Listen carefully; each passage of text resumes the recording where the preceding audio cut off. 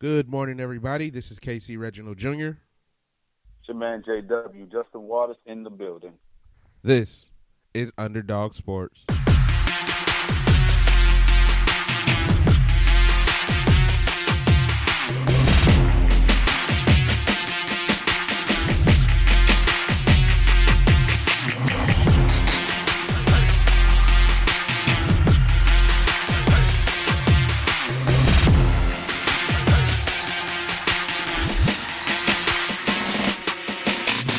Welcome to the show, everybody. We want to make sure we get through this draft today, so we want to get right to it. What you think, Justin?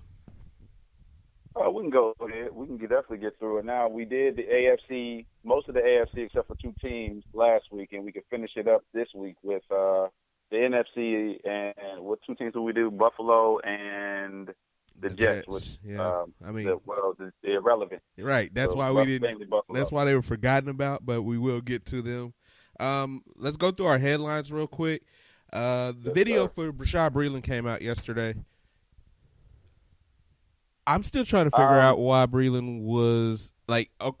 I'm reserving judgment until a body cam and dash cam comes out. The reason is I've still not seen probable cause for the stop. I don't see a man driving a car. I see a man at a gas pump. So I'm going to hold off judgment until I see why he was stopped. And I'm going to guess that in South Carolina they're wearing body cams now and they have dash cams now. It's everywhere now. But definitely South Carolina, I would suspect. With that being said, I'm gonna reserve my judgment on it. Bashaud Breeland made some mistakes.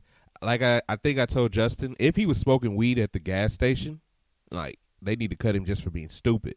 Because where I see him at, he's at the pump. So forget everything else that ensued. Like if you're smoking at the gas pumps, you just need to be cut for dumbness. Agreed. Because I thought South Carolina is one of the states that passed the marijuana, but it'd have to be at home anyway. I'm with you. Now that I've seen, I hate to say it, and we talked about this back and forth. Bashaud Breeland at a gas station, let's just keep it real. Black guy, young, fairly young, probably blasting music at the gas station, just being young hip-hop, and a cop didn't like it, or somebody told a cop that he's doing too much, and you see jewelry. Because, again, I like the stress. A lot of our nation does not see, when you see a black guy in a nice car and he's not in a three-piece suit, you don't think trust fund baby, you don't think lawyer. Surprisingly, you don't think athlete sometimes. They immediately first thought as drug dealer. And probably the cop Bashaud Breeland fit that description, which sucks because he wasn't doing that. Again, I'm with you, past judgment. I just don't hope Breeland gets railroaded for something stupid because it always seems to happen this way, where they say probable cause, and we're looking at it right now. It doesn't see a probable cause for all the stuff that happened. Well, I don't see a probable cause for the interaction at all yet. Correct. Period. You have to have a reason to stop or restrain someone from being able to freely move about. That's why I'm reserving judgment. From what I see, it's a little resistant arrest. It's not like a violent resistant arrest. Right. But Bashaud Breeland got a gun pointed at him because he would not listen to a cop, which, as a black man, like, it's stupid not to do that. Like, let's call that exactly what it is. It's stupid. Now he's staring down the barrel of a 9mm because he was being stupid. But right now, not yet stupid enough to be cut, because I need to know why the cop stopped him. If the cop was in his right stopping him, if there was a reason for the stop, for the interaction, then everything else is on Breeland for being just dumb. Chiefs did not make a significant move at cornerback in the draft, so this is awful timing. I wish he had done it, right before the draft instead of right after the draft. So this is going to get interesting. We've already started some rumors. I won't say anything coming from the team, but we've already started some rumors in a different direction. We'll get to that a little later in the show. But Breland's got to do something.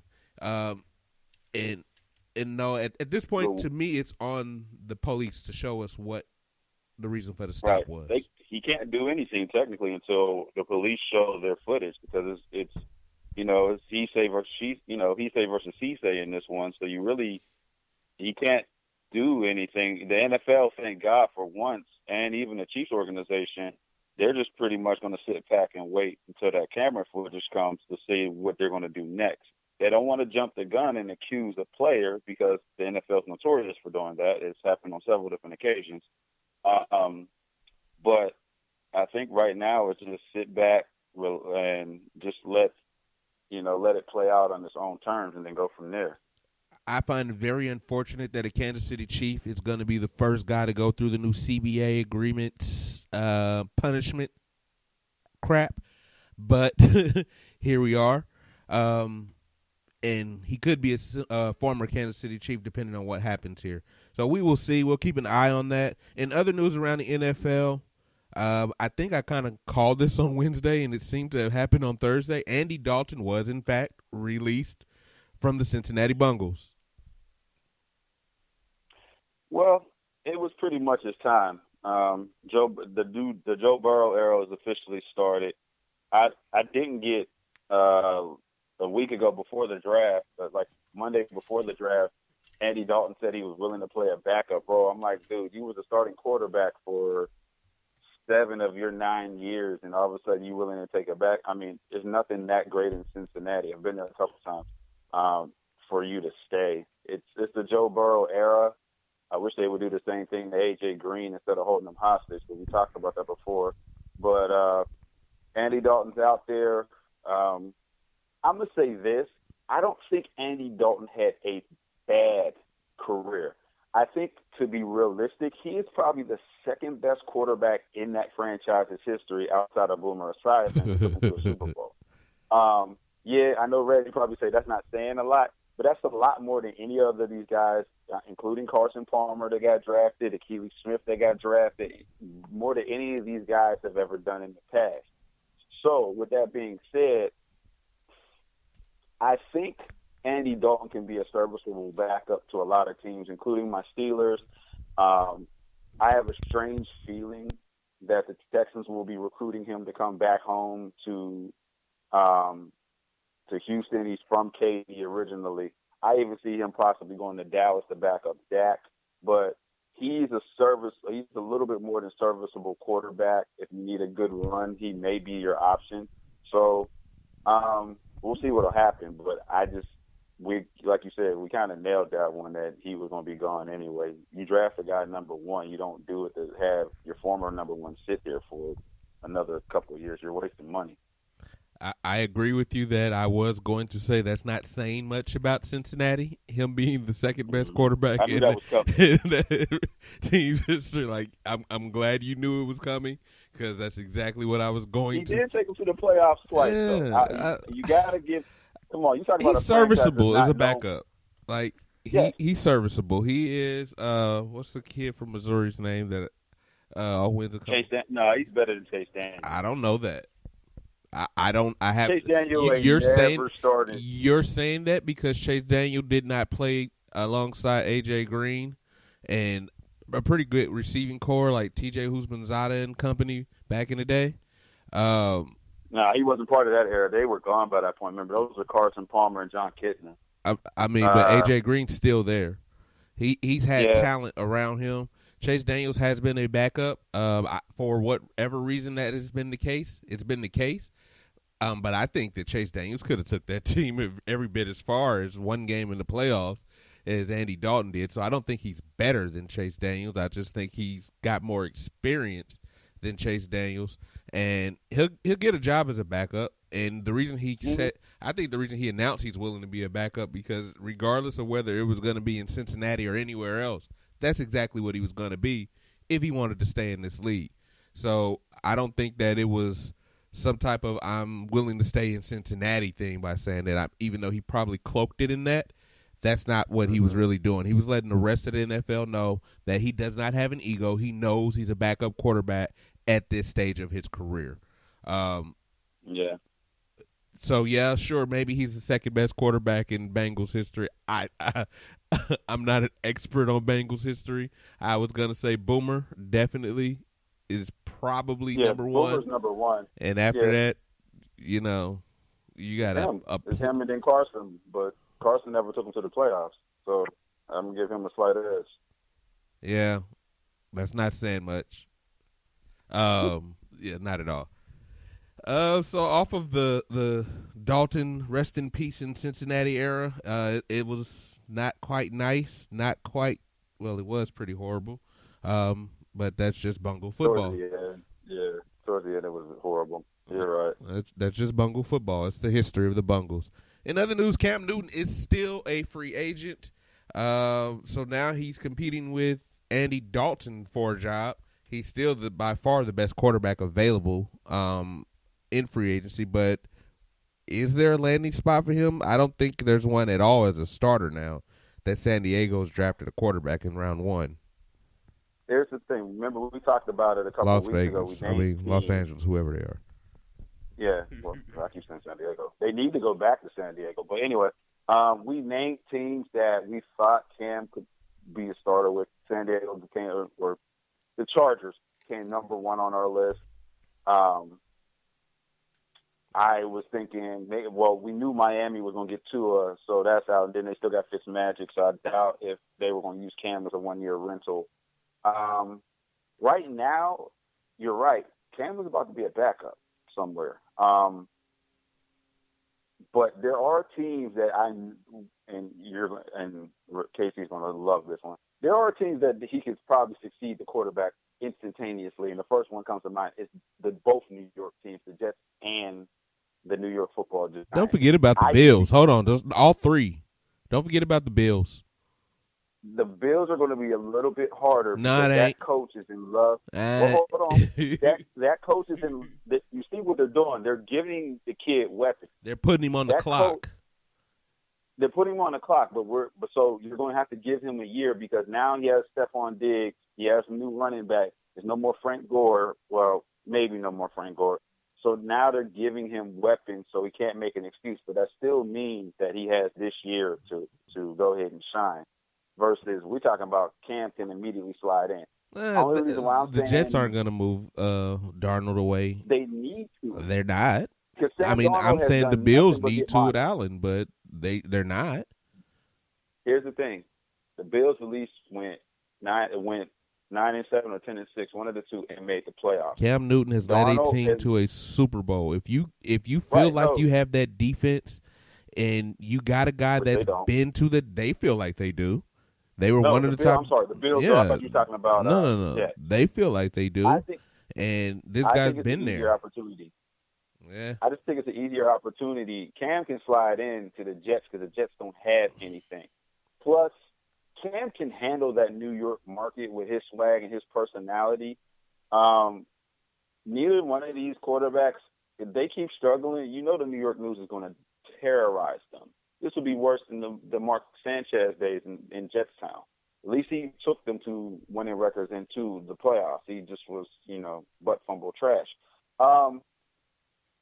This is kind of sad, and what's killing Cam right now, the unfortunate factor, is Jameis Winston taking that contract, which we'll talk about more. Man. Now it's pretty much saying it's pretty much telling them that, you need to eat humble pie and be a backup. No. And Cam's ego is not going to let him be a backup, bro. You know that. Cam's ego is not going to let him say, "Yo, I'm willing to stay behind X, Y, and Z." Especially a lot of these quarterbacks. At least half the league, he knows, we know, everybody knows that he's better than. There's only about maybe 10 or 15 quarterbacks right now that Cam Newton, coming off of his injuries, is not better than right now. But that means 17 teams, 16, 17 teams, including the team who just got cut. I'm sorry. I would take Cam over Teddy Bridgewater right now. I would. I mean, they're trying to they're looking for a guy that they think can start 16 games, and they've tried it with Cam, and it's not working there. So they tried it with Cam, but here's the problem: you give Cam no line because they trade everybody off the line. You give Cam no weapons. they're doing A the same quarterback thing. got to have weapons. They're doing the same thing with whatever the quarterback is.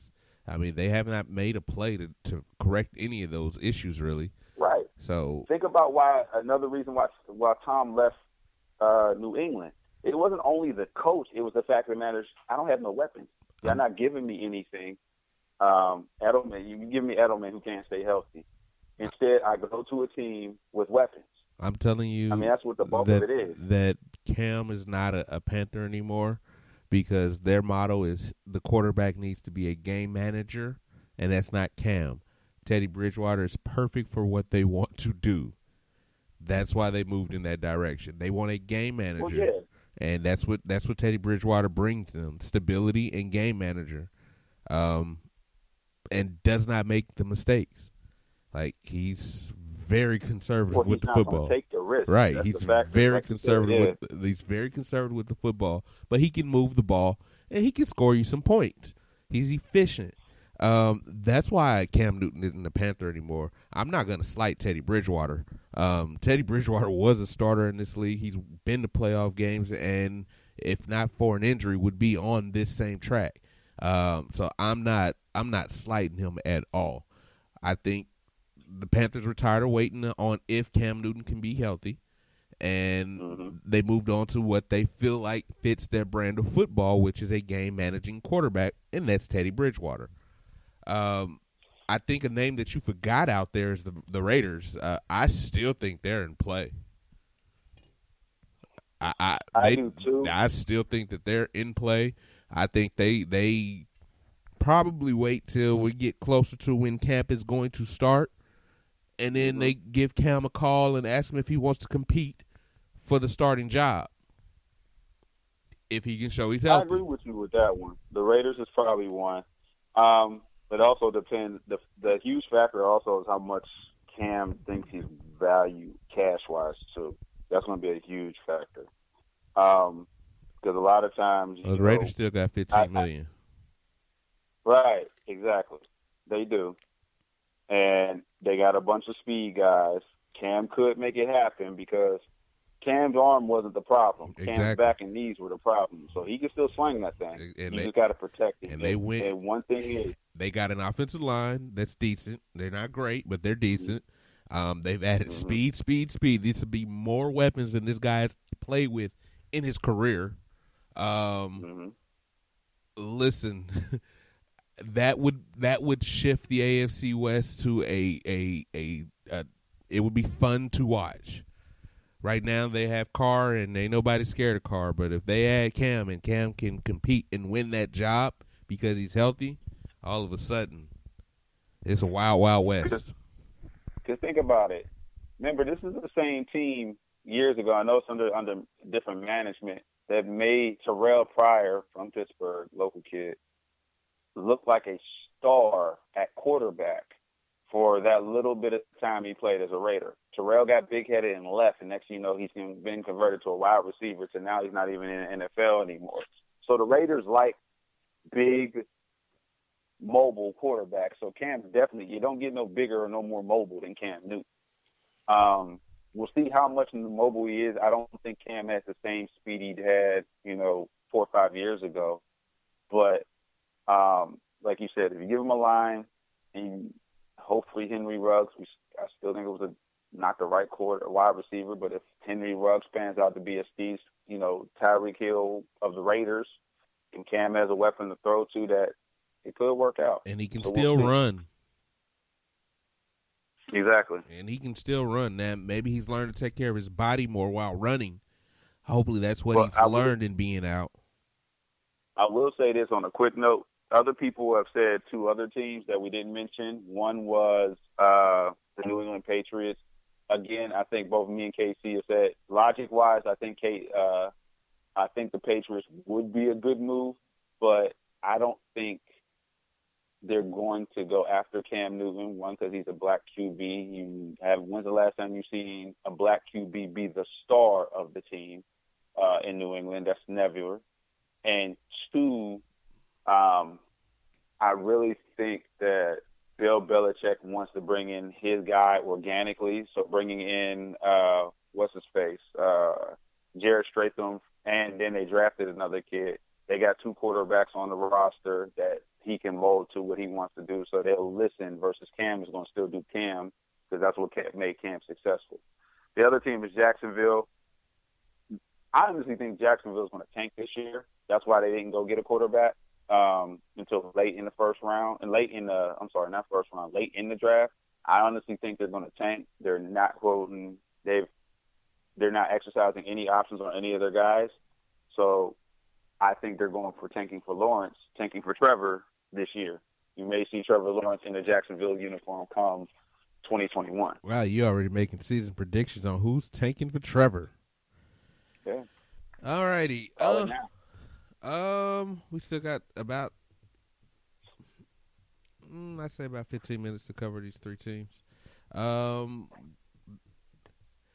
After the draft, what do the Texans look like? Are they ready for camp?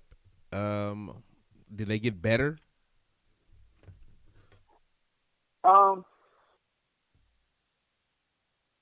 They filled in their best need outside of the wide receiver. They getting Russ Blackstock from TCU, who lives in Sugar Land, went to school in Missouri City, and was slated to be a first rounder, and he slipped to the second. I think that's a good move, defense-wise, because he's going to fill in right. He already starting. I'm calling it now. Dude's starting, and he's going to be a great fill-in for DJ Reader. Here's the issue. We don't know what David Johnson is going to bring to the table. Because if we're looking at David Johnson's numbers the last 3 years, running back David Johnson, is nothing that impresses me that the Texans could not have kept with Carlos Hyde, which I'm still surprised Carlos Hyde is out there right now as a free agent. Lamar Miller, I get. Carlos, I don't. Just based off of what he did. But the line, did it get better? No, you just paid Laramie Tunsil. They added a bunch of guys that could be backups that could possibly start in the draft. But to me, again, you regress the offense by getting rid of D-Hop. And also, unless you're trying to make this a run-based team with Johnson, which I wouldn't put all my ducks in a row with that. And cornerback-wise, okay, I guess you kept Hargraves, but did they draft a corner high? No. They have a cornerback, yeah, and John Reed from Penn State. But he originally, like I said, he was a safety for 3 years and switched to corner by necessity because Penn State's 2 top corners were suspended and hurt. To me, the Texans can, with the division loading up with Tennessee as well as the Colts, the Texans may have regressed to me. This 10-16 to me looks 8-8, being honest. So, but have they? You said they addressed their holes as far as the defensive line, the defensive side of the football. So defensively, are they prepared to be back to an elite status, or are they just going to be a run-in-the-middle defense? On offense, they are what they are. They lost what they lost. They have to move forward, and if they can get the production out of these 2 receivers that they could not get out of one, then can't call it a terrible move, especially if you can get Stills or Fuller to stay healthy. Texans still have a lot of potential. It's going to come down to the same thing it always comes down with the Houston Texans. That's Bill O'Brien. Let's call it what it is, Bill O'Brien. They've got a great potential quarterback. I think he's doing good enough. I think he needs to take steps like we talked about last year with the one read thing with Deshaun Watson. He's got to develop. He's got to take steps forward. But that means the offensive line has got to do better. They did draft a tackle later in the draft. He's a son of an offensive line coach, so he should be mechanically sound. Here's a question. So the Texans get, it's two parts. The Texans get the kid from Alabama State. They drafted too high last year, so he's back from injury. One, does that make the line better? And two, you get rid of D-Hop. You bring in Brandon Cooks. You got Fuller. You got Steele. You got three guys that are speed. But here's the question. You got a possession Who is guy the guy underneath. that's going into the middle? Who's their I'm about to say, who is their possession guy? Because none of these guys are possession The guys. former They're all Packer, speed. Randall Cobb. Randall Cobb is a That's like you keep trying to diss Randall Cobb. Didn't he have like 60 catches last year? no. I'm not saying that, but Randall Cobb's like short yards. Like I I mean, watched some. Your middle of the field Who's the guy that's literally going to go 15 and in?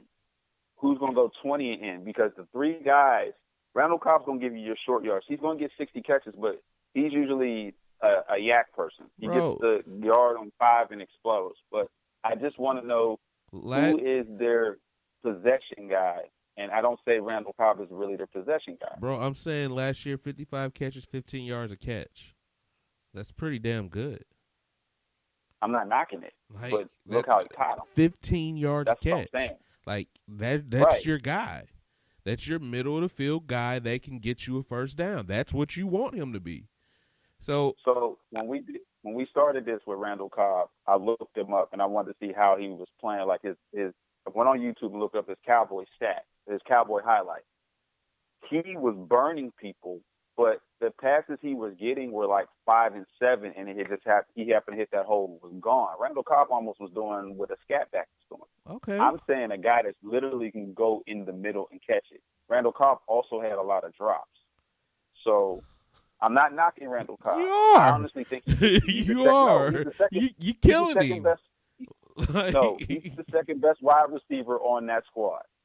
I rank it Cooks, him, and then the two other guys, the Fuller and Steele. Steele is still a good. All these guys are still good guys as long as they can stay healthy. I didn't call any of them great. And what I've been saying the last few weeks is if he can get 55 from Randall Cobb, if he can get 70 from what's the boy's name? From Cooks, Brandon Cooks. If he can get 70 from Brandon Cooks and end up with 1,400 yards, you spread the ball around a little more, and you getting the same production. You're making defenses now have to cover two guys that have proven to be threats. Oh, let's not forget, if Fuller can give you 10 games, I'm not even thinking about 16. Like, if he can give you 10 games, if Steele can play 10, let's say 12 games, you got a solid receiving core. Like, it's sad when we go ahead, I'm sorry. I mean, you really have a solid receiving core. Any one of those guys that I mentioned can get 1,000 yards. Maybe not Cobb, but he's the only one. It's sad when we're judging Steele and Fuller games played like a low management, like baby. He may get you 8 in a pop. Like, how many games you think Steele's gonna get, man? He may give you like 5 in a possible. That's it. He get you 12. Who? Kenny Stills. He can play 12 games. Oh, Fuller. Stills, yeah. No. Yeah, Fuller. No. Fuller's cap is 10. Impossible. Yeah. His cap is 10. I really do think the Texans, I don't think they did. Okay. I don't think they are 10-6 anymore because that division got better. The Texans did what they had to do to keep them at what they are. If the division did not get better, the Texans would be 10-6 still. This is my opinion. But the division itself, with specifically the Colts, we did not count Jacksonville, but with the Colts and the Tennessee Titans, they got better. And with those two teams getting better, it made it harder on the Texans. I don't know how much better the Titans got. Well, you got Ryan Tannehill for a full season. I don't know how much better the Titans got. They got better on the offensive line, they got better on the D line, and they got better in the defensive backfield. So I say they got a little better, And they kept the biggest factor. They kept Derrick Henry. Right now, the Texans line, if they're not healthy, and that's the other thing is that big if. I'm glad they drafted the kid from Florida who is a tweener. He's another Whitney Merciless who can play DN and linebacker, because those two, Watt and Merciless, if they are not healthy, which there's no guarantee, they're both getting older in their careers, and Watt is now injured almost every year now. He hasn't played a 16-game season in I want to say 4 or 5 years now. No knock against him, but that's how he goes hard and trains hard. They're going to have problems going against this division. And not to mention, again, now that with this two-headed monster, because they said, I just read a report, they're keeping Mack in Indy. So now you got a two-headed monster at running back. So I guess they're not going to give Phil the ball as much as he thinks he was going to get. To me, Indy got better and stronger. Because remember, that's who started to falter towards the end of the season was Indy. I do like Tennessee. I think they are a threat. Don't get me wrong. They are a threat for the playoffs and a threat to the Texans. But Indy is that one. Indy is scary. It ain't scary as long as Phillip Rivers is the quarterback. You just say Phillip Rivers. I don't. He's going to be under a lot of pressure. You just said these teams' defensive. You just said that these two teams just improved their defensive line that he's going to be facing. Yeah, the line may have gotten better, but he's going to be under more pressure too. He just got to start making bonehead plays. That's Phillip Rivers. I'm just saying, outside of Von Miller in the AFC West, there was no real elite pass rusher that he had to fear. All of a sudden, if you can get 8 games out of J.J. Watt, here we go. And these and these two guys that they drafted can apply pressure to the quarterback. Also, you didn't upgrade. I mean, you said that the Indianapolis upgraded their line, but I don't think you really upgraded the quarterback as much as they hope they did. I think Brissett may be better than Phillip Rivers at this stage of his career. But we'll see. I think they're banking on the kid from Washington. I think Brissett's gone. Yeah, I'm just saying. I don't see him making. I don't like the move to Rivers. Is what I'm saying. Like, you could have just kept Brissett. I think a healthy year of Brissett. He started off the year good. He just got hurt. And if you get him healthy, he's younger. I think he's better. I think they got a solid defense. You're right. The AFC South is not the same division it was. It will be more competitive. I just don't think Tennessee got that much better. I think Indianapolis, you're right, absolutely did. Defensively, the Jaguars did also, especially if they don't trade Yannick. Oh, they're trading Yannick. This my man's already threatened to hold out. This is one of those ones. It's going to be worse before it gets better. We'll see. I just think that it's going to start costing money. But I just really think what happened is they start the Jags start playing the game. Not the Jags, but every team in the NFL start playing the game like what Oakland did with Pittsburgh. You hate the guy. The guy don't want to be there. So we're not going to give you top value for it because the guy's going to eat, because you're eventually either going to have to release him or he just doesn't play, and he'll be a cancer to the locker room. So you just got to wait. So basically, dude's going to get traded. It's just for the value of what it is. I'm really surprised that Tony Khan, which is the owner's son, and he's like the Stephen Jones to Jerry Jones. I'm really surprised he didn't make a move during the draft. I know they wasn't going for a number one.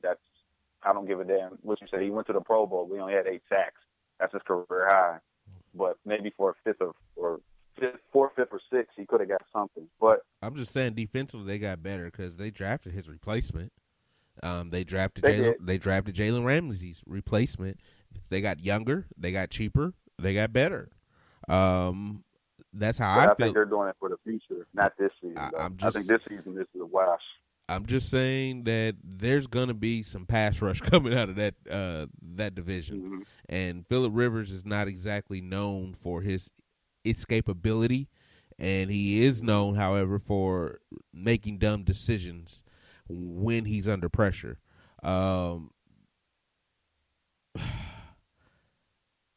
I like what you say that it's going to be a dogfight. I still think I like the Texans to win the division right now, but I got to see them. I mean, I got to see how this all works, and it's not helping any of these teams.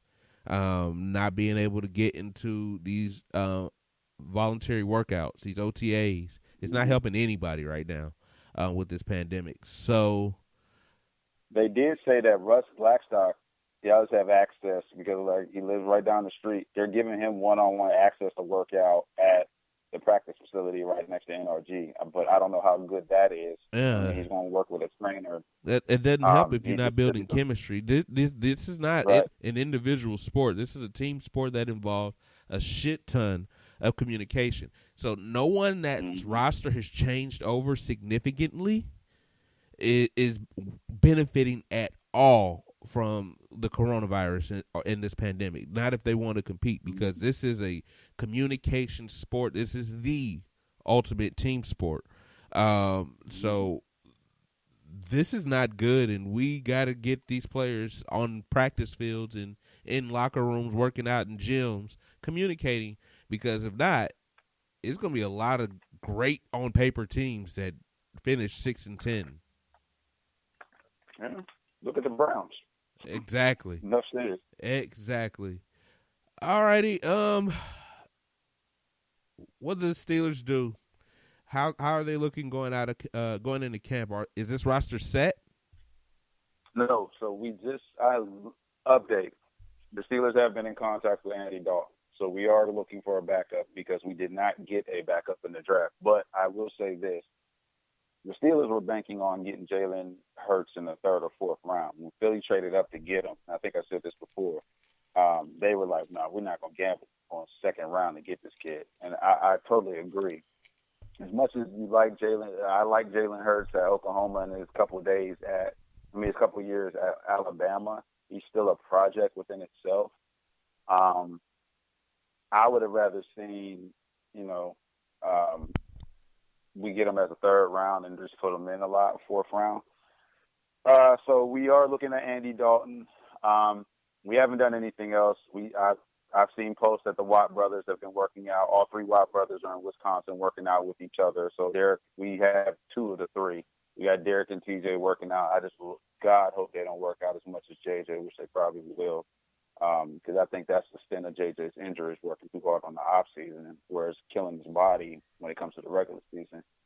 Other than that, it's quiet on the Steelers front. Sometimes no harm, no foul. But the news is we did make contact with Andy Dalton's people about coming to Pittsburgh Steelers. They were waiting for a release as well. They weren't going to trade to get Andy Dalton. So go for it. And actually, I'm reading on this one report, the Steelers Depot, that since he wanted a sixth, and I know damn well we weren't going to give him a sixth-round pick for Andy when we needed all our picks as much as we could. Well, Andy Dalton's quote right now is no trade because teams knew Bengals will release me. Exactly what I said in Wednesday's show. Duh. And this happens a lot in football every year. Whoever gets that first pick automatically has to pick a quarterback, and then somebody's got to go. And ta-da! It's this year. It's Andy Dalton. I like your roster. I like if your quarterback can stay healthy. Big if. I like if his arm is where it was 2 years ago. Also, big if.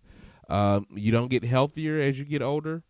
I like what you did in the draft. I like the linebacker selection to get you additional pass rush. To get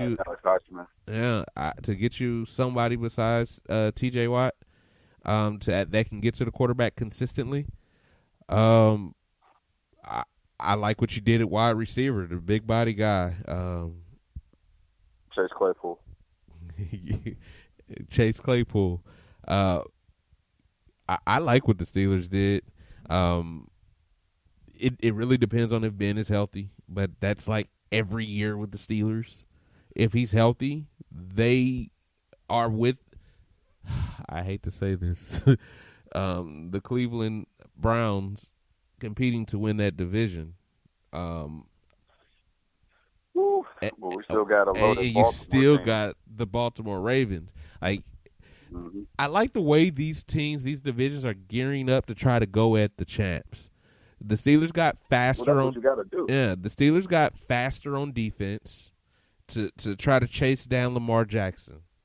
They solidified the secondary in the trade last year to take away the middle of the field where Lamar Jackson is most deadly with his arm.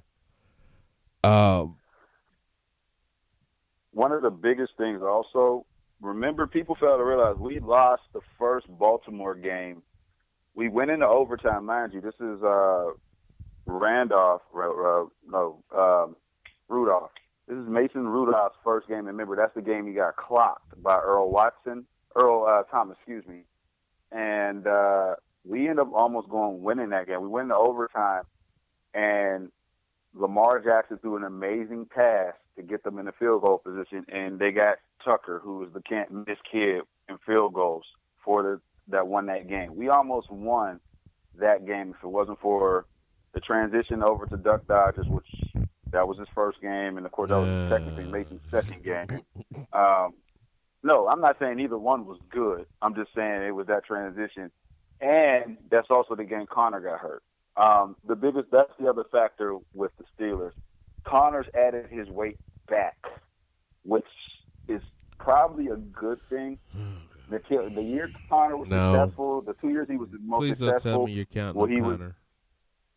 No, I'm not. But okay. I like him having his weight back because he lost. Connor dropped all the way down. Connor, in history-wise, is a 240-pound back. Connor dropped down to 220 last year and couldn't stay healthy at all. His most successful year was when he was, one, Le'Veon's backup, and two, when Le'Veon was on holdout for the whole season, where Connor almost had 1,000 yards. He was at 240. This is Connor's contract year. We got 3 guys on contract. Obviously, keeping TJ. Juju will probably keep. He won't get a max deal. Connor is the one trying to fight for his spot, or he won't be a Pittsburgh Steeler next year. But he put his weight back on because he is a pound back. I think now he realizes he's not a do-it-all. He's a run-between-the-tackles guy. That's why we got McFarland in to do the outside work, because McFarland is the speed guy. Jalen Samuels is probably going to be the last guy out. And then Benny Snead, our guy we got last year, the former All-American from Kentucky. We'll see what he does. He actually had sparks of good year, but he was out of shape because I don't know if he didn't expect to play or whatever, but he was out of shape and he got hurt. This is what's been Steelers football the last 2 years, is guys getting hurt, and we need a whole healthy roster. We have a healthy roster. I think we're at 10-16. We were 8-8 with a horribly injured roster. So 10-6 doesn't seem like it's out of the question. Well, 10-6 is definitely out of the question. It's always about injuries with the Steelers. It's going to be about injuries with everyone in that division. That division is kind of loaded to go after the Ravens. We shall see. I like what all these teams did. I like the way the Steelers built their defense. You got to try to stop Lamar Jackson, and I think it can be done if you're athletic enough at linebacker, and that's what the Steelers went out to try to do. And they solidify receiver, I think, with Chase Claypool. But we'll see. 10-6, 11-5. Heck, it can go in. I think the floor should be 10-6. So, yeah. Also, side note, I don't know if you've seen it today, but former Pittsburgh Steeler and NFL trouble boy Antonio Brown is now posting himself in a Baltimore Ravens uniform. He already got his little cousin there, so I guess he thinks he's going to be in Baltimore. I just don't know how much that helps that team, because that's not Lamar Jackson's game. But I'm going to leave that alone. I mean, I guess it doesn't. It was funny. I guess it doesn't hurt to give him more weapons, but I don't think that's his game, and I don't think not having. Team. Yeah, I just don't. Never mind. Anyway, let's move on to the champs. The Kansas City Chiefs. Outside of this Rashad Breeland thing, the Chiefs were in good position. Now that this is happening, who knows what's gonna happen? We picked up Taco Charlton today, and so now the Chiefs got tacos on the menu. Justin seems to like that pickup.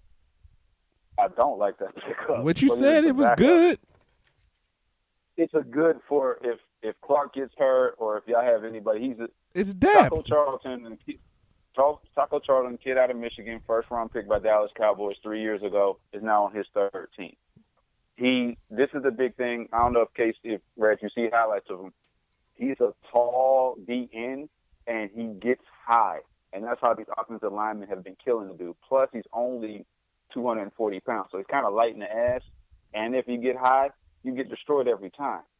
But he could be a serviceable backup to Frank Clark and them, and that's all y'all need right now. It's not like I need a starter, an immediate starter for the team. It's depth because Breeland Speaks, the draft pick from a couple years ago, is coming off an injury in which he was on injured reserve. And we lost a guy in free agency. These guys weren't – even the guys that were starters last year were not expected to get you 10 sacks. They weren't expected to be world beaters. They were expected to be adequate and rotational guys. If he can come into this locker room, play better, work hard, he can be a good rotational guy for the Chiefs. And that's just what they're looking for, is a rotational guy, not a starter, not really an impact guy. The biggest thing in Kansas City right now is not Taco Charlton, it's Rashad Breeland, it's the cornerback position. Like I said earlier, it wasn't addressed. I'm not a fan of Arrowhead Addict, but I'm on their bandwagon with something they posted today. They need to be looking at Prince McNamara, or whatever the heck his name is, from the Bears. He's 31 years old. Guy's not targeted a lot because he's normally in pretty good position. Now, I don't know if the Chiefs can find a way to move money around to the extent they will need to, but he's still a free agent, and I don't see anybody clamoring to bring him in. So maybe his prices come down a little bit too, and maybe he wants to play for a team with a chance to win a Super Bowl, and with this Rashad Breeland thing, get a chance to maybe start for a Super Bowl team. The problem with Prince is he's injury prone. So I don't know if you want a guy that can't stay healthy on your roster. And two, he needs to be a safety because he gets burned a lot. He did not get burned a lot. They don't target him a lot at all. Yeah, that's true too. But when he was with the Giants, when he originally got signed or drafted to the Giants, he was a target. And that was one of the things that used to kill him, was the fact of the matter is he was getting burned a lot. Mind you, he's on his – if he signs with the Chiefs, he'll be on his 15 and 17 years. Because he was Giant, Jacksonville, Chicago. I want to say he was with the Raiders as well. So this will be his 15. But if you need him as serviceable and that's what Rashad Breeland was serviceable. So, he wasn't shut down. A good point to do it. He wasn't exactly a shutdown guy. Then he may be your best fit then. Yeah, I mean, we're not looking for – like, first off, the guy plays – he plays sound football. And that's one thing that – I know you say he got burned a lot earlier in his career, but last year he was really solid. Last year he ranked in the top 10 as far as coverage was concerned because he was in position. And he wasn't targeted a lot. He defensed his passes. He played solid football. If he can do that for the Kansas City Chiefs, the Chiefs got a shot. I mean, if Rashad Breeland gets suspended, which he could be on two fronts, whatever happened with this cop and apparently the failed substance test that he's appealing. I'm guessing it was for marijuana after this week. I don't know. It just seems to me that if Breeland is out and this guy is not asking for $9 million a year, what is what he made last year, then it would behoove the Chiefs to kick the tires to see if we can sign him to shore up that side of the football. Other than that, he may be available for y'all. Yeah. Other than that, I love what we did in the draft as far as both the linebacker that Justin doesn't like, Willie Gay Jr., and Edwards-Helaire. Wearing Jamal Charles' number is a little weird for me. I don't care for that, but do y'all retire people's numbers? We do retire numbers, but we can't retire all of them. That's what I'm saying, because have y'all retired a running back number outside of Okoye? Because I mean, I haven't never heard of y'all retiring Priest Holmes, and I doubt if someone else was rocking. I know Charles' Priest is number, in the. I know Priest is in the Ring of Honor. I don't know if his number's retired. Okay. I know he is in the Ring of Gotcha. Honor. Gotcha. Jamal Charles is also in the Ring of Honor. That was done last year. So. Okay, so y'all just not retiring the number. Yeah, okay. The number isn't getting retired now because the kid got there before they can retire it, I guess. Hopefully he can surpass what Jamal Charles did. Hopefully the kid can stay healthier than Jamal Charles. Hopefully the number is not an omen for injuries at running back. But this kid's a traditionally healthy guy. Our offense is our offense. We should have gotten better on the offensive line. I like the draft pick. To add depth and to eventually work in there. But our offensive line has been good enough, especially with the athleticism of our MVP caliber quarterback, Patrick Mahomes. So, yeah, you knew I wasn't getting to a whole broadcast without talking about Mahomes at least once, right? Well, at least once. With our MVP caliber quarterback, Pro Football Talk just released that we are the most likely team to win the division. I still think that hinges on. I still think that hinges on if Cam isn't looking at the Oakland roster like, John, I'm better than Derek Carr. I think that's probably what he's doing. And there's a lot of speed and a lot of weapons Cam has never been able to play with in his career. So it could get interesting. Denver's gotten better. They've gotten faster. They've gotten more skilled. It just depends on their quarterback. The Chargers were a solid team. It was just the Phillip Rivers sinkhole that rendered them ineffective. They've replaced Phillip Rivers. They've replaced him with Tyrod Taylor and Abear Herbert, the quarterback. So the Chargers are a good team. I don't know that that's a no-brainer. I know people are trying to make it like it's a no-brainer, because the Chiefs have traditionally dominated this division since Andy Reid has been head coach. I'm a Chiefs fan, and I'm from the Show Me State. They showed me last year, but it's a new year. These teams did try to get better. I think the Chiefs are probably 12-4. Probably 12-4 if they can, and that will win the division, but they could be as low as 10-6 too. They got a pretty tough schedule. They play the Patriots, the Bucks, and their division. Wait, stop. We ain't had the Patriots. Not the Patriots. I'm sorry, the Saints and the Bucks. Okay, you them two. Yeah, we not. Patriots is done. We don't play them. They are now amongst. Okay, but now they are amongst the regular. They with the common folk. Yeah, we play the Saints. We play the Bucks. We got the Texans. That whole division. We got the Texans again.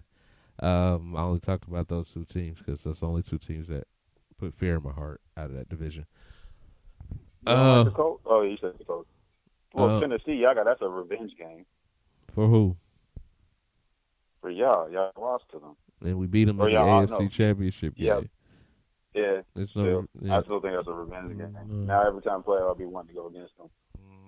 I guess.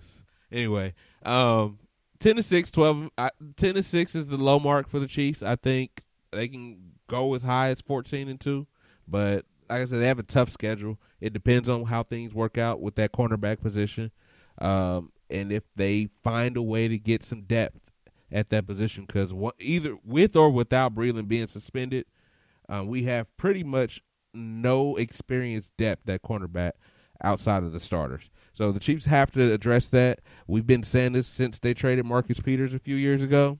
I'm kind of tired of saying it, and we lost Kendall Fuller. Something's got to happen at corner. Some money's got to move. We got to do some wiggling, something. But I still think the Super Bowl champs will win their division. Let's get to the NFC's draft picks, okay? Mm-hmm. Let's first go back to, we said the New York Football Jets draft.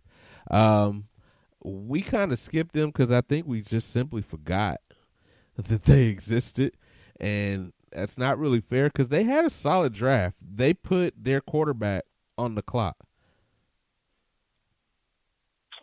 I mean, they had a solid draft. They got offensive line. They didn't really get a great wide receiver. They needed it because they had lost Robbie Anderson. mean, I'm not talking along on the Jets. I'm just saying that. They still having issues with Le'Veon because he's still subliminally taking shots at the coach even after the draft, saying, I guess I'm stuck here. Hashtag Gage, which is the coach's name. They did okay. I don't see the Jets winning more than 5 games again. I think if they don't win more than 5 games, then they are looking at another quarterback. I really believe that they did address the offensive line. I like Denzel Mims, the wide receiver out of Baylor. I really do. I do too. As a replacement for Robbie Anderson, I like that. I'm sorry, I do. The one thing I really thought they were going to trade is when they got LaMichael Perine, the running back from Florida, who is a smaller, do-it-all type back like Le'Veon. That's when I thought Le'Veon was on the trade block. The only pick I was ecstatic for, and maybe because we just seen all his highlights, was Mekhi Becton, which was the offensive tackle from Louisville, who was just I had him way higher in the draft. Yeah. I mean, I thought 11 when he went low, but like you said, he's there to protect. You got Denzel Mims, who's solid, but they needed a wide receiver because they lost Robbie Anderson to Baltimore, and they immediately replaced him. And I think he's got every bit the potential as Robbie Anderson ever had. Now, the one thing I thought was funny is they went and drafted a quarterback in the 4th round, and James Morgan from FIU. I don't know much about him, but for them to get a quarterback in the 4th round, you did say they was on the clock. I was like, that's kind of interesting. Well, I think they put him on the clock. They had a solid draft. I'm not really understanding why they got a punter in the 6th round. Typically, your punters and kickers go later than that, especially your punters. I mean, I think that was a waste of a draft pick. They could have probably got the punter in the 7th round. If not, they probably got him as a free agent. But that's the Jets. The Jets and the Raiders are always doing something weird with their pick. They went 7-9 last year because they went on a hot streak. I don't see that again. I see. Why not? The Patriots are dead. Why not? Listen, this quarterback is on the clock. I even like what they did in the 5th round, stealing Bryce Hall from Virginia. I think he fell tremendously.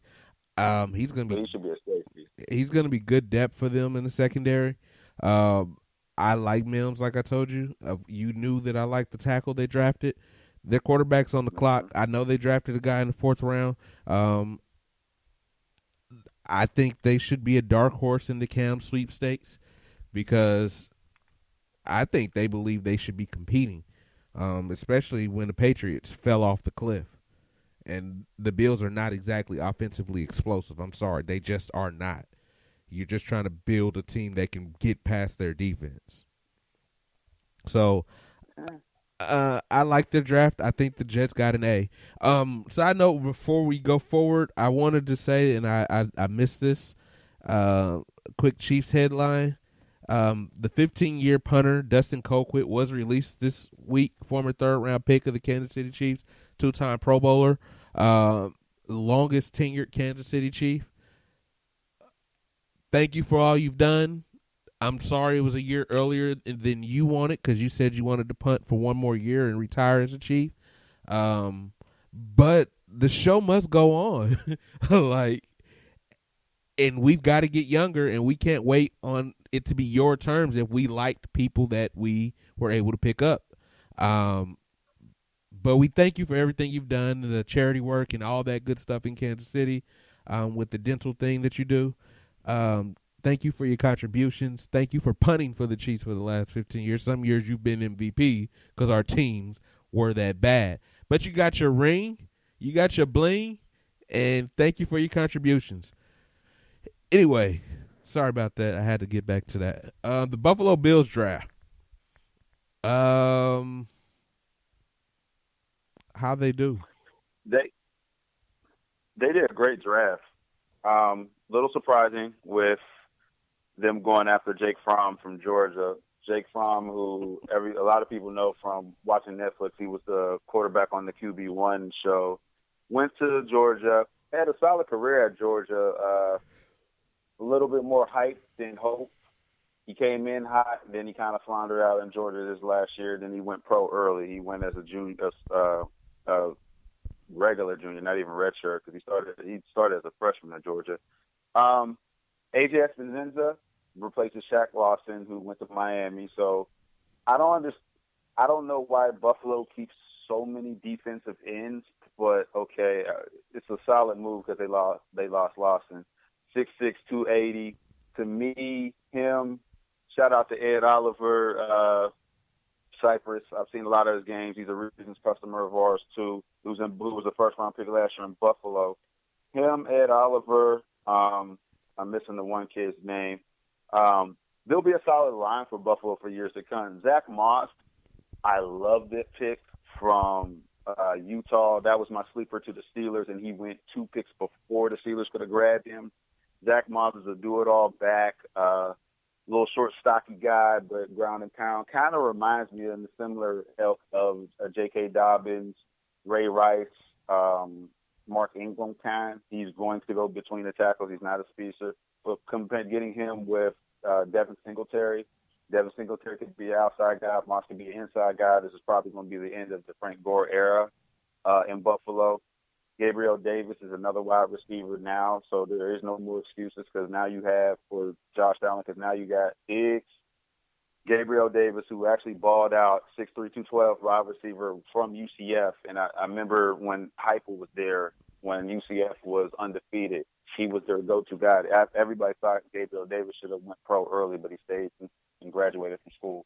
But now with you say he's on the clock, I agree with you as far as Josh Allen, because now with Stephen Diggs, Davis, John Brown, Cole Beasley, now you have wide receivers in a sense. Now you have a threat. So I really thought they got another kid, Isaiah Hoggins, but I don't know if he'll make the team. He's a 6th-rounder.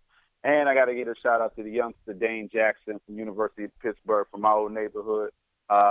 Getting drafted in the 7th round, cornerback. He can stick around because he's probably going to be more used on the special teams utility. But Dane, I've seen his highlights going back to high school. He's a baller. Him going to Pitt, my alma mater. Hey, shout out to him being a Buffalo Bill getting drafted. Hopefully he sticks around so he'll do his thing. But he is a workhorse. But overall, I give the Buffalo Bills actually a solid B+. Like I said, I did think they went high for Fromm, but this definitely putting fire under the feet of Josh Allen now. I give him B-. I like Espenza. I didn't know that they were in the running back market. That's a little bit of a weird pick for me on a team that they got Gore. Remember? No, they got a young guy that was besides Gore. Come on now. They had Gore and they had Singletary. Yeah, and they like Singletary. They need somebody else. Yeah, but they're going 2-back offense. That's what they did last year. That's how they beat us. Yeah. We played them that 10-6 game. It's a 2-back offense. And then they spent the 5th-round pick on a quarterback. This is a team that had 7 picks. And you spend a 5th-round pick on a quarterback if you believe in your quarterback. Why? And then the 6th round, you go kicker. Like, again, you spent 20% of your draft on players that may or may not make your team. You got a quarterback that definitely isn't going to play if you believe in your starter that you drafted in the 1st round a few years ago. So I give them B-. I think they were set. They feel like they were set with their roster, and they kind of mailed in this draft. That's what I think about the Buffalo Bills. New York Giants. Well, here's the thing with the Giants. When they drafted Andrew Thomas, I was okay, but yet I wasn't sold. I think they went too high to get this was a tackle-heavy draft, and they could have probably got Thomas maybe 4 or 5 picks later. If not him, it would have been the kid for Iowa or another one. For him to go 4, where they have nothing on defense, not a single solitary soul on defense. This tells me they are going to go ahead to, of course, they're building to protect Saquon because his contract's up in 2 years, and he's obviously up for a 5th-year extension come next year. But they needed to protect their quarterback. But this is they got a steal in Xavier McKinney in the 2nd round. that they didn't have to trade to get him. That's the thing. They could have traded out that 4th pick and got more picks. But they needed to protect their quarterback. But they could have got it. Here's the thing. Andrew Thomas was not rated the number 1 tackle in this draft. If he was ranked number 1, then yeah, I get it. He was on their board. Risk. Yeah, but we're talking about the Jets. We're talking about 4-12 team that had horrible drafts. Remember, this is the team that almost traded the pick because they weren't. It had to take ownership and the New York media pressuring them to get Saquon Barkley. Saquon was about to not almost be a Giant.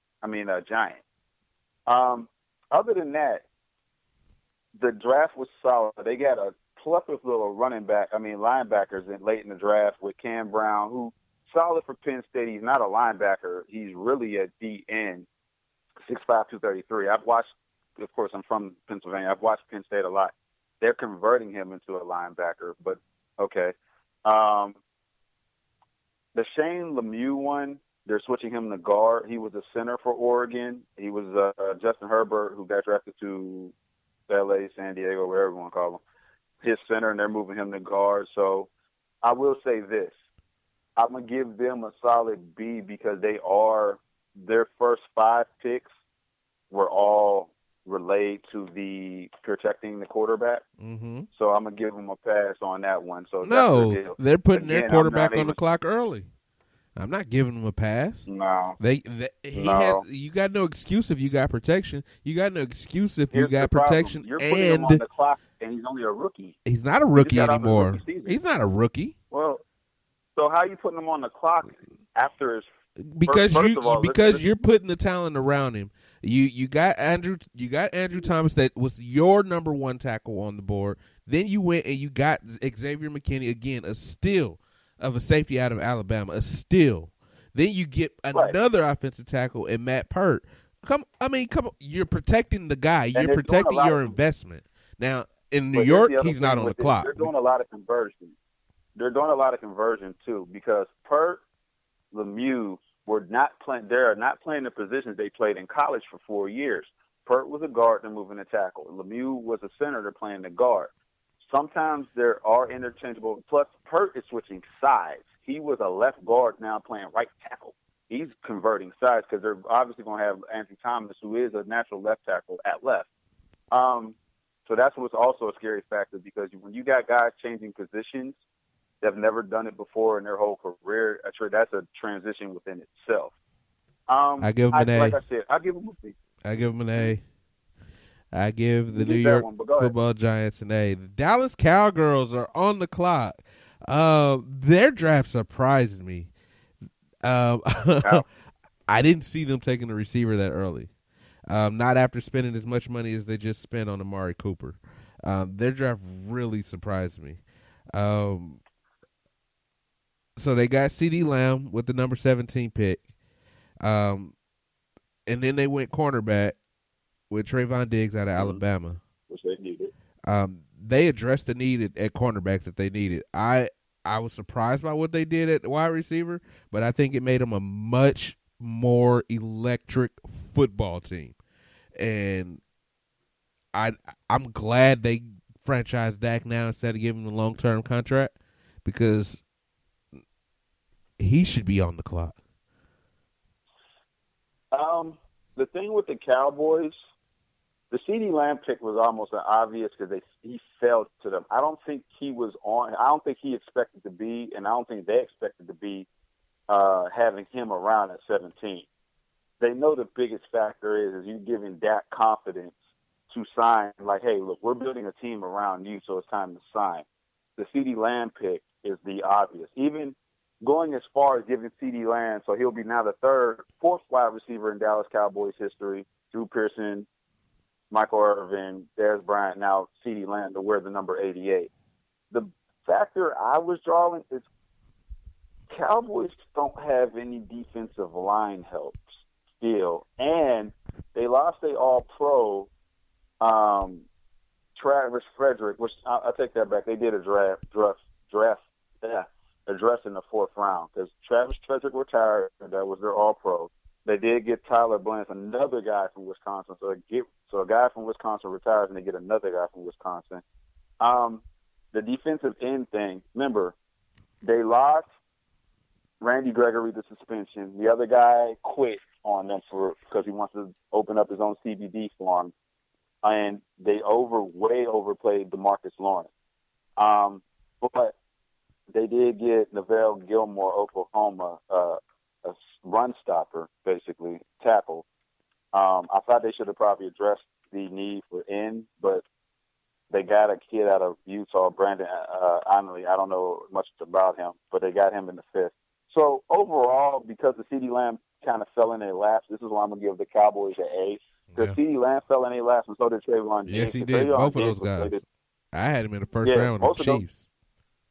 Yeah, exactly. Most people had them going to either the Chiefs or the Patriots, and they fell to the second round to the Cowboys. So I'm going to give them a solid A. Yeah, definitely agree with they got a solid A. It's just a very surprising draft. They're investing hard at wide receiver. I sneakily think that they have a kicker in Amari Cooper's contract where they can get out of it after a couple years. That's my opinion of their drafting CeeDee Lamb right there. But, yeah, definitely A. Dak's got no excuses now. None. Zero. Zilch. And if he doesn't perform on that franchise deal, and I would be the Cowboys again, I would not negotiate with him in the middle of the season. I want to see what he does with this talent around him. Show me you're the guy that you say you are, and we'll come back to the table next year. But right now, you stick with that franchise deal. Up next is the Philadelphia Eagles. The Philadelphia Eagles selected wide receiver Jalen Reagor out of TCU with their first-round pick, a need that they absolutely had. Unfortunately, the wide receiver sweepstakes didn't land like CeeDee Lamb in their lap, but Reagor's really solid out of TCU. If they get any quarterback that can stay somewhat healthy, I think this is a team that's not far removed from a good run a couple years ago. Here's the thing with Philly. Jalen Reagor is a great wide receiver for the second round. I don't think he should have went first round. I do think that what Philly is doing, I think they've seen possibly another Deshaun Jackson, and that's what they got. I'm cool with that. If he's Deshaun Jackson early in his career, then he's definitely a number one pick. Right, but Deshaun didn't go number one either. I'm just saying. The production was number one. I'm just saying, that's what they feel. We got to see what he does. I mean, Deshaun also had a better stable quarterback for most of his career than a guy named McNabb, and then really well. He crazy good when Mike Vick got in there. Well, they fortified quarterback, or they I won't say fortified, but they took Jalen Hurts in the second. Which was high. Yeah. Jalen went too high, and they needed more needs. But I think they see him like Taysom Hill. That's what I think. And if they see him as Taysom Hill and he's willing to do that job, then he's worth the second-round pick to me. Two factors. Taysom Hill was not a second-round pick. Taysom Hill, I think. But his production is worthy of it. I'm not talking about when he was actually drafted. His production on the field for the Saints has been worthy of a second-round pick.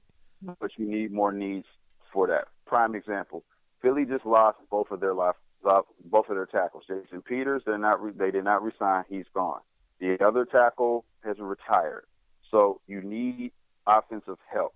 The best value in this draft is when they got Prince Tega Wango from Auburn, who was protecting not only Jared Stratham last year, but protecting the quarterback and two different 1,000-yard rushers. Wallace out of Clemson. Like he's played a lot of football and a lot of successful football. I think out of the fourth round at safety, that's a steal for me. But Prince going sixth when he was slated to go second or third, and the only knock against the kid Prince was the fact of the matter. They said it's his football. The kid wants to be a doctor. And they say, is his heart all in the football or not? Similar to Myron Rowe years ago, who now is a neurologist and working to try to find a COVID cure. He fell, All-American, All-Pro, everything, and he fell in the draft because the fact of the matter is he said he wanted to be a neurologist too. And eventually because they kept slighting him, he retired, and he's probably making more money now than he would have did being a backup in the NFL. But anyway, he definitely ain't getting hurt, hit in concussions. Correct. Going back to Jalen Hurts, I liked Hurts. I like his potential. But to me, this pick at the second round, and remember, they traded up to get him. I feel, unless they don't have no faith in Carson Wentz, and why would they? They got to now. No, they don't. Well, he's injury prone, bro. Call it what it is. And bro, he has 4 years guaranteed on his contract. And that's why you draft Jalen Hurts, because you got him for a minimum of 4. You got him for a minimum of 4. But I just don't. If they're gonna go this route, they might as well do the way they did McNabb years ago and go get a Cam Newton, go get a Jameis Winston, go get somebody like they did when they got Michael Vick to put them in. I just think Jalen went too high. No one in no NFL. Oh, I agree with you there. They only get a B for this draft. I'm just saying. I was about to say nobody had Jalen in the second round. No. Everybody had him at highest late third. Highest. I More agree likely with you fourth there. or fifth. He went third. I mean, he went second round. That was high. You just mad you didn't get him. Just tell the truth. No, I'm not mad. Yeah, you are. Because you we wanted him fourth or fifth. Let's keep it real. Before you go ahead and egg yourself, the person I'm pissed we didn't get was Jonathan Taylor. Now, that one I'm swole about. I ain't going to lie. Jalen Hurts, if he was there at fourth or fifth, I've been cool. But he's a project. You still got to make a team for him. At second, that means with my guys hurt, I need him in immediately. I didn't think Jalen Hurts, if Ben gets hurt, you slide Jalen in immediately, he's going to win games. It's not. Well, listen, I mean, Jalen we Hurts. still got to realize this kid lost his spot to Tua at Alabama and transferred to the quarterback system giant in Oklahoma, where they breed that type of offense, where they're breeding 40 touchdown passes and 10 yards rushing. I mean, that's not who he is, though. He's a running quarterback. He's an athletic quarterback. He's Lamar Jackson. Like Murray, like Baker Mayfield. He did the same thing at Lamar Oklahoma that his predecessor did. Lamar Jackson. Look at his stats. He's not that fast. Lamar Jackson. You don't watch college football. On to the Redskins. The Redskins had a solid. I got to get through this draft, okay? The Redskins had a solid draft, starting off with Chase Young at the edge. Everyone knew that he was going to be the number 2 overall pick. He should have been number 1. Like Justin just said, he absolutely was the best player in this draft, hands down. He is the one guy in this draft that if I had to place money on that they would have a Hall of Fame career, he's that guy. The only one in this draft, if you ask me. So I'm with Chase Young. That pick alone gives them an A, at least an A-. Then they addressed wide receiver in the third round. They didn't have a second round pick. I give them an A-. I give them A- for the young pick and the Sadiq Charles pick, and Kelly Hudson from Michigan. So they got a high motor running back or linebacker. Sadiq Charles is coming off of being on the championship team, who was an All-American at LSU, and of course Chase Young, All-World. So I give them an A. People kept saying, why didn't they draft a quarterback? They have Haskins, and I forgot. I just seen yesterday, and I didn't realize it. Alex Smith is still on the roster for 3 more years under the contract. 2 of them are guaranteed. And a hefty contract at that. Right. I don't think they're going to move off of that number. If you watched ESPN E60, he's ready to play. But go ahead. So I don't think they actually have a quarterback situation going on, and maybe that's the reason they ain't bringing Cam Newton, because it's we got to pay Alex. Alex Smith's got a shot. I've seen the work he's put in. Like he is the under the radar. This is an automatic playoff team guy. Like if he starts, they're a playoff team. And I'm not saying Alex Smith is all world, but Alex Smith is not going to turn the ball over. Alex Smith is going to be efficient. Now, the thing that will probably not be there for Alex anymore is him taking off and running anymore. I don't think that we're going to see that. But he gets rid of the ball very quickly. Very smart quarterback, and they've got it. And the NFL added a playoff team this year. He is the wild card factor. Just in case Haskins struggles. So that's why a lot of people kept saying, well, why don't Riverboat Ron go get Cam? Wait, why? I mean, no disrespect to Cam, but we're paying this guy too much money, and we just drafted Haskins. I mean, you'll be in a quarterback battle that you may not want to get into. I think Cam just wants to get in the squad. You're saying they're paying him too much money, but before he was injured, his last year in Kansas City, he was the most efficient passer in football. Right, so I'm not knocking him for that. Yeah. I mean, like you said, the only problem is we got to see how much pressure that knee can take. He's working hard. You need to watch that E60 episode, brother. No, I did. I watched it last night with him running with his kids and the black leg. I did. That's probably the first time in a while I've watched E60 outside of the big special. No, I did. That's why I was like, yeah, Haskins may not be the starter. It may go back to Alex. It may go to Alex Smith. I think they in win now mode now that they got Ron. Only thing that they really have a controversy on is running back because we don't know the situation with Deuce Guy if he can eat 3 years in a row, we do. 2 in pros and 1 in Darius Geis is not a situation. You move on. But we, well, that's it. And that's exactly what we need to do. Let's move on to the Seattle Seahawks. The Seahawks draft was pretty weak, if you ask me. I think Jordan Brooks was a reach at linebacker at 27. Darrell Taylor is no Jadeveon Clowney. I give the Seahawks a C. I give them. I'm gonna go one up higher. I'm gonna go B minus. The big factor, yeah, Jordan Brooks was kind of a reach, but I think they're preparing for life eventually after their all-world Bobby Wagner. The guy led college football in tackles, so he's a machine. He's a little short at 6'1". I was watching the ESPN. They said it's a graceful 6'1". Darrell Taylor, the DN. I think this kid has the potential to do more than what Jadeveon Clowney did for him. To be honest with you, he's an edge rusher. He was all SEC 2 years in a row. I mean, Jadeveon Clowney was all SEC 2 years in a row. So nothing outside of the ordinary. And then you're not having to pay a guy that thinks he's worth $18 to $19 million. That's only had 1 10-sack season in his career. If anything, I don't think they're replacing. Right. I don't think they're replacing Clowney. To be real with you, I think they're replacing the guys you got in Frank Clark because they need a guy that can do instant production, and Clowney ain't it. But the value pick to me was Damian Lewis out of LSU, another All-American coming from the championship squad. I mean, these LSU guys are breeding like trees. I just want you to remember that not all LSU guys are great. Glenn Dorsey. Let's move on to the Los Angeles. That's on defense. I'll name you 10 guys. I can name you 5 or 6 guys, not 10. 5 or 6 guys on the offense that have been studs.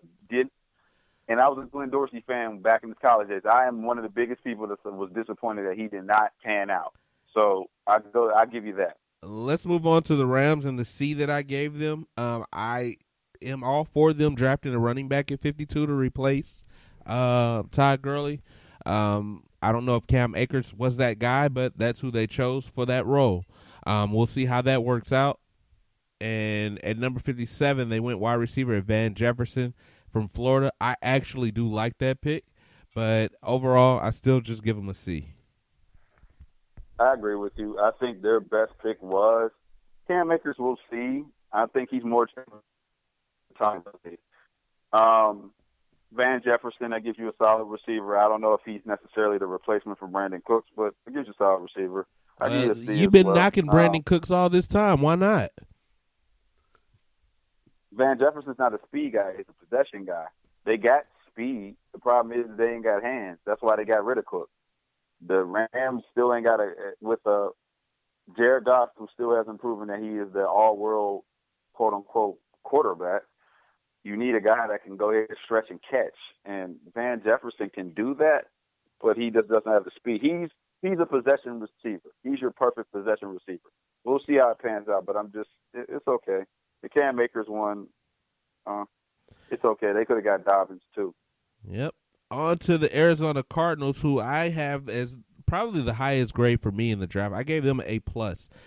Isaiah Simmons is one word special at middle linebacker for them. And then they went right where they needed to go next to try to get protection for Kyler Murray on the offensive line and Josh Jones out of Houston. I think that's going to be a value pick. I think because he played for Houston, he didn't get the hype that he necessarily needed to get picked higher in this draft. I give the Cardinals A+ just because Isaiah Simmons is a freak. I give him an A as well. Isaiah fell in their lap, and he's a tweener. So here's the thing. He could be like Shaq Thompson down in Carolina, where he could also play safety at times. He'd be a big safety, but more likely he's an inside linebacker. You're in a division that's going to run the ball. I don't know how frequently now with Todd Gurley gone, but at one point or another, they ran the ball a lot in this division. Josh Jones was slated to be first round, fell to third. I've seen a lot of, going to UH games, I've seen a lot of Josh Jones. Big guy, great hands. He slipped because of quote-unquote technique. That's teachable. So, yeah, I'm with you. I'm going to give you an A+ on this one. On to the 49ers, the reigning NFC champions. The 49ers, for being the reigning NFC champions, had one hell of a pick allotment. They actually had 2 first-round picks available to them. With the 14th pick in the draft, they took Javon Kinlaw out of South Carolina. I think that's a good pick for this team. And then with the number 25 pick in the draft, they took Arizona State's Brandon Ayuk at wide receiver.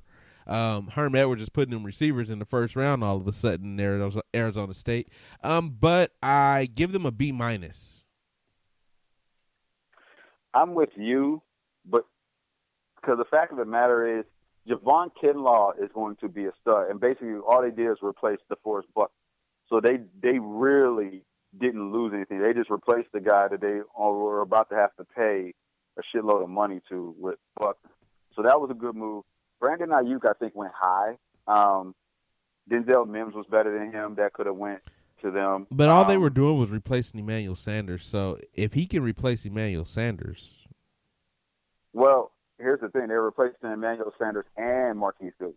They traded Marquise Goodwin for the 5th pick in the draft, or the 5th round pick, which ended up being Colton McKivitz. I don't know much about him, the tackle from West Virginia. B- is because they did move a lot of their picks, but the Kinlaw move in itself, I think, will pan out. So that's why they're not like a C or lower just because of the Kinlaw pick. On to the Buccaneers in Tampa Bay. If you're Tampa Bay, you've won free agency already because you have the GOAT. In addition to that, you had a solid draft. You got Tristan Wirfs at number 13 to protect touchdown time. And then you got Antoine Winfield, a steal at 45. This is a second-generation defensive back in this league. If nothing else, he should be one of the smartest players at reading offenses at safety in a long time. So I give the Buccaneers an A-. I'll give them an A- because Tristan Wirfs fell to them. I had Tristan Wirfs, and a lot of other people had Tristan Wirfs as the number 1 tackle coming out, and he fell to Tampa Bay. Actually, they traded up to get him. They swapped picks with San Francisco. Tristan Wirfs is going to be probably one of those guys that's going to have a long-time career playing tackle in the NFL. I agree with you with Antoine Winfield Jr. Actually, he's a local kid from the Houston area that went all the way to Minnesota. I don't know why these local teams didn't see the potential in this kid, especially with his daddy being all-world back in the day. But I like that. And Keyshawn Vaughn, the 5'10" running back out of Vanderbilt, I've watched that kid play, being in the gym and just watching football. He actually is pretty good. He can catch, but the more thing, he's an in-between the tackles runner. That's perfectly what they need in Tampa. They need a running back. He may be a guy that we'll be sleeping on and may hear his name sooner rather than later. So, yeah, I'm with you. A+ definitely for Tampa Bay. And moving on to the Saints, they selected center guard Cesar Ruiz out of Michigan at 24. They took Zach Bond, a linebacker you were pretty high on, at 74 in the third-round pick. I give them a B- because I think Ruiz was a little early. I think he possibly could have been a second-round pick. I don't know that much about Bond, but he's going to be all right. Yeah, I give them a B-. The only reason I'm gonna give them a B-. The only reason is because they traded out a lot of picks. They only had 4 picks in the draft, and the 7th round pick they did with Tommy Stevens is now completely a waste. I think they had Jameis Winston already on the books. I think they already had a plan for him, and he just had to, be sold into it. So this kid in the 7th round is now the fourth quarterback on their roster, so which means I doubt if he makes it. So really, you're going off of 3 picks. Cesar Ruiz is a stud. He was at Michigan. He started as a tackle, moved into guard, and finally played center when their top center went pro.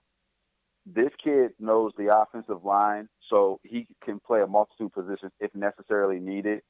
They replaced, I'm forgetting the guy's name, from that was actually the original Jimmy Graham trade from Seattle.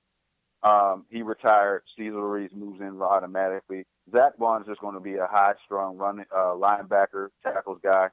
So, okay, I'm gonna stick with this C- because they just didn't have a lot. They could have filled in more needs with it. They didn't do a lot of movements to get a first-round pick. They stuck at 24, so I didn't understand why they were moving out so much. So I give them a C. I actually changed it to C+.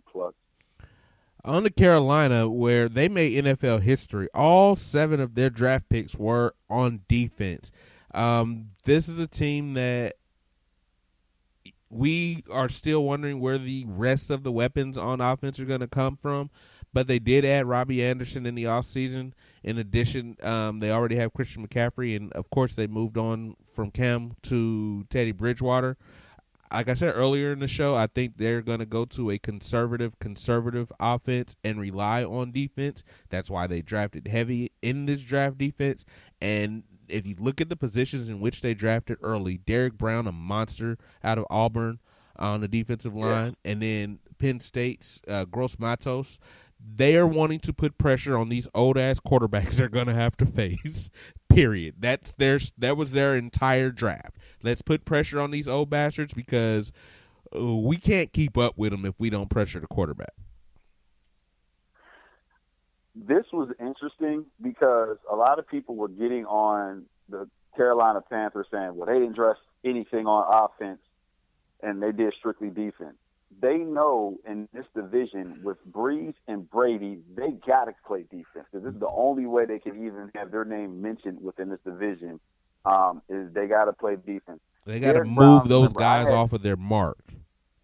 Right.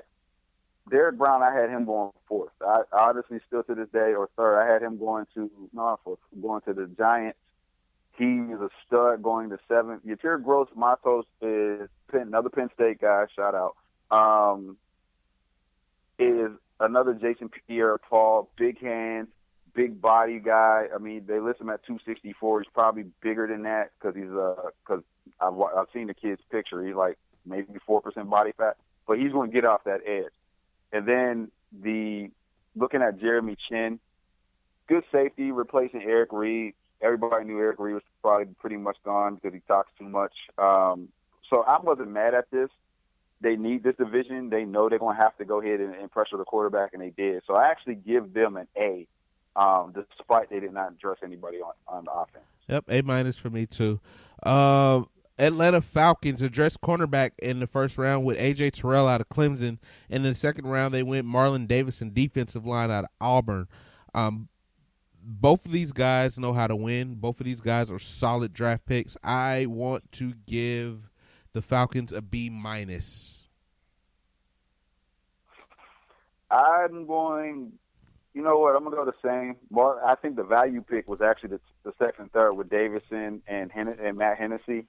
Matt Hennessy is another guy that's played multiple positions. He was a guard and a center. Marlon Davidson, again, he was on that line with Derek Brown, will attack. I think A.J. Terrell went high, but at 6'1", in a division that has a lot of tall receivers with Michael Thomas and Mike Evans, you're going to have to get a guy that's going to be of size. So, yeah, I give him A-, B+, A-. I just thought the Terrell one was a reach. On to the NFC North, our last division. I'm going to start off in Chicago. The Bears, with their first pick in the draft, they get Cole Kmet, tight end out of Notre Dame, in the second round at 43. Then they address cornerback since they cut Prince and McNamara. They draft Utah's Jalen Johnson at 50. I don't know the direction what the Bears are doing anymore, so I give them a C+.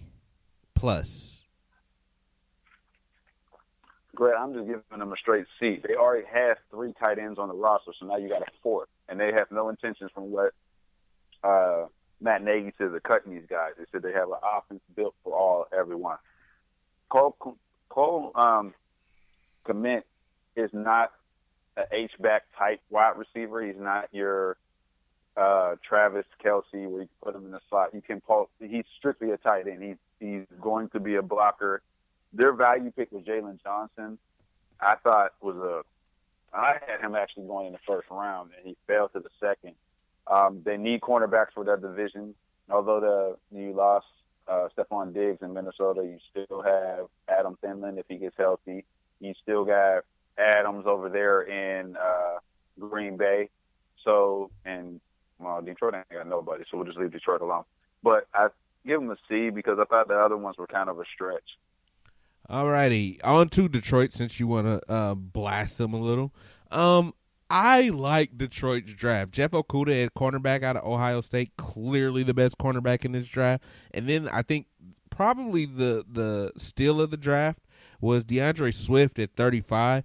It was a shock to see Detroit go there, but I love this kid. I give the Detroit Lions an A-. B for me. I didn't like the Okudah pick. You didn't in the pre-draft, but I still think it's the best corner. I'm still sticking with it. I didn't like the pick. Yes, they have Okudah, but the thing is with Okudah, looking at his film and his tape, out of all the most recent DBs that came out of Ohio State, he's the one that's the least threatening, and he was also second in the Big Ten in penalties. He does make costly mistakes. I mean, they can tweak that. That's why I wasn't really sold on him going as third. DeAndre Swift, stud. Love the pick. He's going to do a lot if they can protect him. He's going to do a lot in Detroit. And Julian Okudah, who went in the third round, Okwara, who actually is playing with his brother. His brother's already there at linebacker, so now he's playing DN. He was actually great at DN at Notre Dame, kind of going back to the Justin Tuck days when Justin Tuck was at Notre Dame. High motor guy, intense. I still don't like the Okudah pick. I'll give him a B-. Wow. Anyway, and moving on to Green Bay, this is easily the worst grade in the draft. I give the Packers D-. I want to give them an F. Forget it. F. Jordan, they didn't draft for need at all. Like, they made no draft to make this team better this year.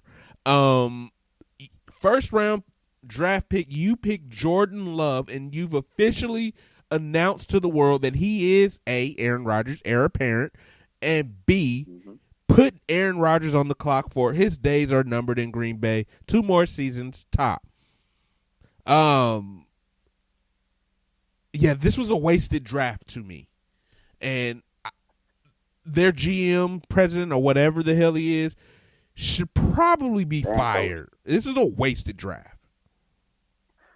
Oh, yeah, I'm sorry. The running back that they got, A.J. Dillon. I'm sorry. They had Aaron Jones, who was awesome last year. So I guess, yeah, to me they didn't get better at all. Sorry. So here's the thing. I'm with you. I'm going to give this the Bill O'Brien award for dumbest moves in the draft. And actually, Bill O'Brien did good in the draft, but, he's been doing dumbass moves all season. The Jordan Love one, I didn't get. Here's a factor. Here's the biggest factor of we've been talking about this all off season, Corona involved or not. What are these quarterbacks crying about the most now? It's not even money. Tom Brady, I need weapons.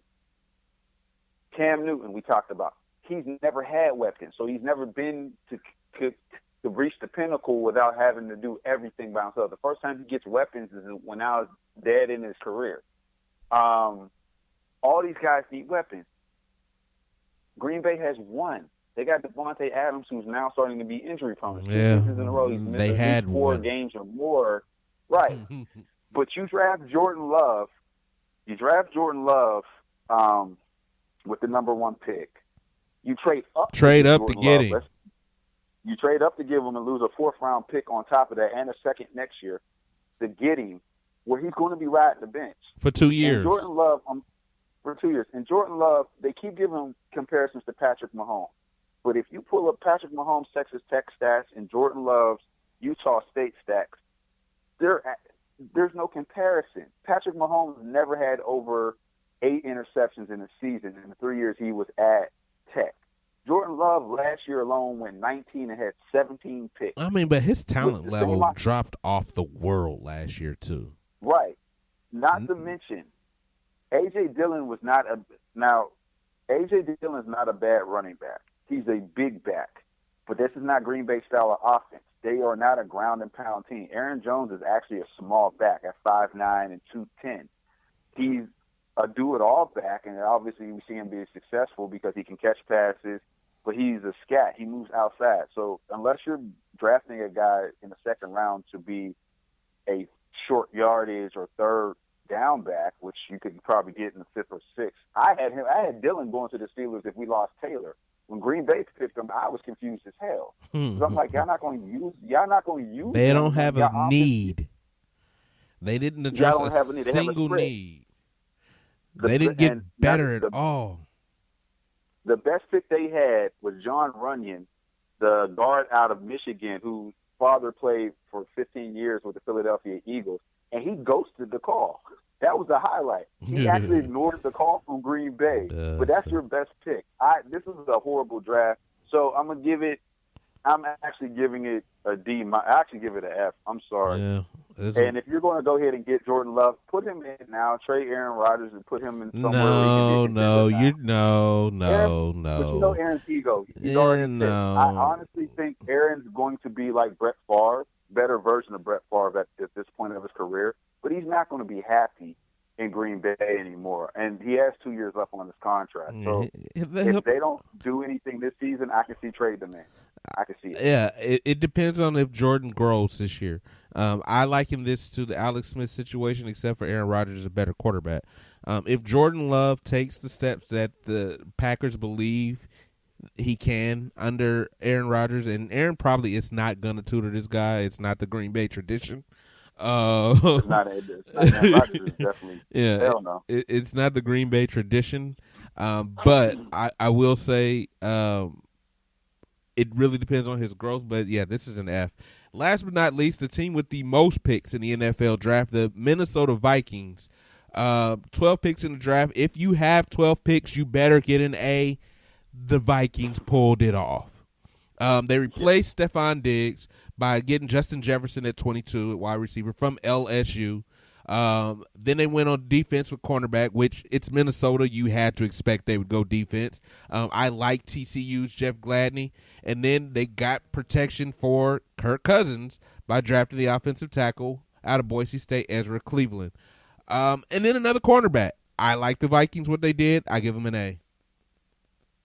I agree with you. So A+, just because of what they did with so many picks. And how much money they saved at receiver. Man.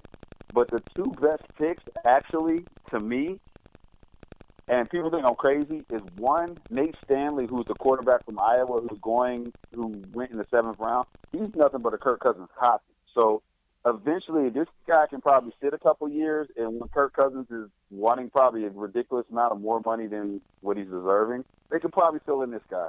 The other one, I'm with you, Cameron Dantzler from Mississippi State, 6'2", 185 cornerback. They got two big cornerbacks, and Gladney has 6 even, and Cameron Dantzler is 6'2". Perfect replacement for Xavier Rhodes, who they cut earlier in the year, earlier this offseason. Hey, man, this was probably the best draft, and they got all these picks from draft trading a guy that was a problem child in the locker room, in Stephon Diggs. Not to knock Diggs, but if we get all these picks he wasn't getting respected by that quarterback. I'm not knocking Diggs. But I know the team as a whole, like, thank you for acting up. We got all these picks. Yeah, all these picks. And we did a really good job with them. That staff is really solid, especially when it comes to building a roster. Now, they may not get – and they've been close, but they may not get to the promised land, but they are really good at roster building. But they are in win-now mode. There is absolutely. With this roster and all these picks, it's at least NFC championship or bust. Yeah, well, it's a bust because Kirk Cousins is still the quarterback. I agree with you, but they have faith in this guy. Give him all guaranteed contract for a second. They don't. They know Bro, he's all limited. Guaranteed contract. He's limited. That's our draft recap for the 2020 NFL Draft. What we'll do is at the end of this season, we will relive the draft and see what played out. Next week, we go back to our standard programming. We'll go with the versus returning to the show on Tuesday. We'll do some NFL versus. Justin and I will debate who we will put on that list. And, of course, we'll be joined by J-Dub's boy, the Swish Man. Well, like I said, going back to it, and then we will Wednesday. Next, we're going to do Saturdays or Fridays. You want to push it to Saturdays now? It'll be Saturday afternoon next week. That's fine. And then we'll go back to having some basketball because we definitely need to talk a little bit about this Jordan. The millennials are coming out, and they're coming out hard, dissing Michael Jordan for everything due to this documentary. We're going to have some talks about the GOAT and where he stands in the history because these millennials are now trashing him to saying LeBron is the greatest because Jordan was a bitch. And I will never say that in my life. Millennials are stupid. In addition to that, Omar will be back. The return of Omar, he has recovered from COVID-19, so we look forward to that. Sir. And the NBA is finally thinking about when the season shall begin. Toyota Center says they fully expect to be operational. Those things and more next week on UnderDawg Sportz. Until then, I am Casey Reginald Jr. It's your man, J-Dub, Justin Waters in the building. This is UnderDawg Sportz.